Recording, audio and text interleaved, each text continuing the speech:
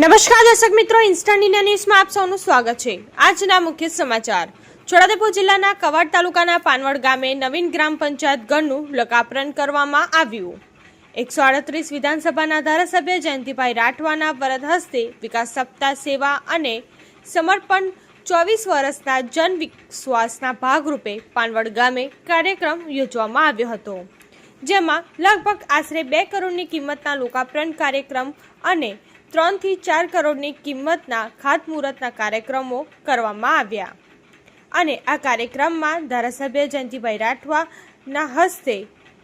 રાજ્ય સરકારની દ્વારા 18 લાખના ખર્ચે બનેલ નવીન પાનવડ ગ્રામ પંચાયત ઘરનું લોકાર્પણ કરીને ખુલ્લું મૂકવામાં આવ્યું હતું અને આ કાર્યક્રમમાં કવાડ મામલતદાર, તાલુકા વિકાસ અધિકારી શ્રી, જિલ્લા શિક્ષણ અધિકારી શ્રી, 138 વિધાનસભાના ધારાસભ્ય જયંતિભાઈ રાઠવા, તાલુકા પંચાયત પ્રમુખ મિલનભાઈ રાઠવા, યુવા પ્રદેશ અધ્યક્ષ મુકેશભાઈ રાઠવા, જિલ્લા પંચાયત સભ્ય સુરેશભાઈ રાઠવા, કારોબારી અધ્યક્ષ, પાનવડ ગ્રામ પંચાયતના સરપંચ તેમજ ગામના દરેક સમાજના નાના મોટા આગેવાનો ઉપસ્થિત રહ્યા હતા। તમામ મહાનુભાવો દ્વારા શપથ પણ લેવામાં આવી હતી। પાનવડ ગામે અને પાનવડ વિસ્તારના આજુબાજુના સમસ્ત ગામો માટે જ્યારે 2001થી માંડીને હાલ સુધી દેશના પ્રધાનમંત્રી નરેન્દ્રભાઈ મોદી સાહેબના ગુજરાતની સેવા માટે અને સમર્પણ અને સુશાસન માટેના જ્યારે 24 વર્ષ પૂર્ણ થયા છે, એના ભાગરૂપે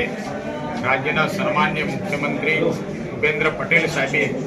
વિકાસ સપ્તાહ તરીકે આખા રાજ્યમાં આવા કાર્યક્રમો યોજવાનું નક્કી કર્યું છે। એના ભાગરૂપે આ પાનવડ ગામે પણ અમે આજના દિવસે વિકાસ સપ્તાહના આ કાર્યક્રમમાં લોકાર્પણના કાર્યક્રમો લગભગ 2 કરોડ રૂપિયા ઉપરની કિંમતે અને ખાતમુહૂર્તના કામો પણ લગભગ 3 થી 4 કરોડ રૂપિયાના ખર્ચે